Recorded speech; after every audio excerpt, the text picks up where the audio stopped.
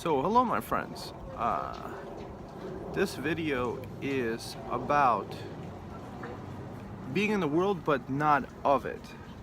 That's an audiobook I just started listening to by David Hawkins, and what I really like about the audiobook is that it's actually the real speaker speaking. That's one of the things, I tried listening to Letting Go, but my issue with Letting Go is that it's not actually Hawkins speaking. So in the world, but not of it, it captures David Hawkins' very lighthearted spirit of being in the world, but not of it. He mentions the quote, some people like that, smart phrases that Jesus pretty much said, to wear the world like a light garment. So the idea is that don't let the world bring you down and be like a heavy thing on your shoulders. So by being able to be like that, you could actually laugh your way through any situation. And there was actually very interesting things that he pointed out, right? He says, perception is not essence. The map is not the territory. Sometimes people, like for example, confuse what something looks like with its essence. Like the example that I could do is that in my previous video I talked about this book called The Convict Conditioning Program. I changed it around the name to Super Champion Conditioning, but what I actually saw through was the message. So sometimes the message could be brought by different people. And he brought up another interesting point, is that there's a lot of different TV commercials where the people wind up hiring these actors, right? So there's, like, for example, an AARP, like an old senior citizen kind of like, insurance program or whatever it is. And they take like a 35-year-old guy, and he's explaining the benefits of this program to them, right? And then he's like, being like an old guy, why should I care about someone who's not my age talking about my issues? So these companies could have actually saved a ton of money and took a guy, right? Like imagine taking an old guy who was very enthusiastic about AARP. Like, he got good quality service, he was able to get phone support, they took care of all his bills, whatever the service provides.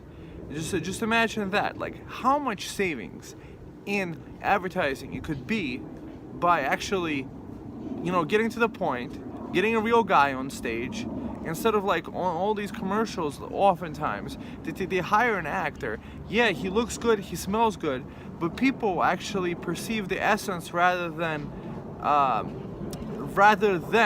the actual point of the thing. So they know that he's not a real doctor, they know that he's not a real old guy, or he has the old people's problems or whatever it is. And then on top of that, Hawkins mentions that people, they try to sell things with primal urges. So he was talking about this one video, I was laughing my butt off. So there's a beautiful woman in lingerie, right, walking like across the floor, right? And he's like, so what is this? Like, is she coming on to me? Like, what is this advertisement about? Is it for, Victoria's Secret lingerie? What is it, right? It turns out the thing was selling carpet, right? And then he's like, instead of doing that, why don't you just tell me the benefit of this specific carpet you're selling? So, like, spill a stain on it, say like, oh, it's stain resistant, that the stain goes away instantaneously, it's the best carpet, you don't have to replace it. Imagine if they would have just told the benefits instead of trying to do that. And then there's other commercials, right, where they're kind of like all over the place. They, a picture of a puppy, some children, this and this and this, and then you sit there and scratch your head and you're like, okay, what are these guys trying to sell? So sometimes I guess these guys could actually do is get to the freaking point. What are you trying to sell? And just be very enthusiastic about the product. And another interesting point that I want to connect with is that there's this a great course called something about influence, about, you know, persuasion and influence and things like this.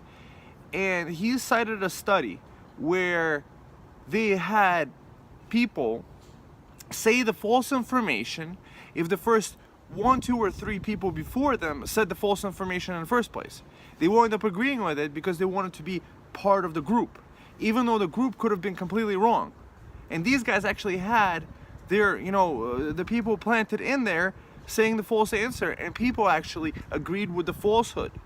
So that's a very interesting kind of thing. That is how people get manipulated and mind controlled through a couple of guys saying a falsehood. And then if you put it on a different kind of scale, like imagine you have people on other places like TV saying like a couple of things like, yeah, I agree, right? And all of a sudden, this kind of, even though it's complete falsehood, it still influences people. So in the end of it all, right, everything is really, if you come down to it, it's spirituality and feeling good now. You know, I don't think we were put on this earth to not feel good, so might as well be happy, loving, and appreciative. Just think about it.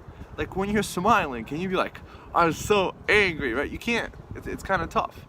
So just having that mental attitude, having that positivity, puts you in a different frequency range on, you know, as Hawkins describes it, on a scale of consciousness. So you could go through those, like, that willingness in the 300s, like, yeah, I'm a general, I'm a champion, right? To the more erudite, the more read, the more scholarly 400s. And then you start loving the world for what it is in the 500s. So it's very interesting how everything interlaces with each other. And that's basically my point, that perception is not essence. The map is not the territory. All right, my friends. Talk soon.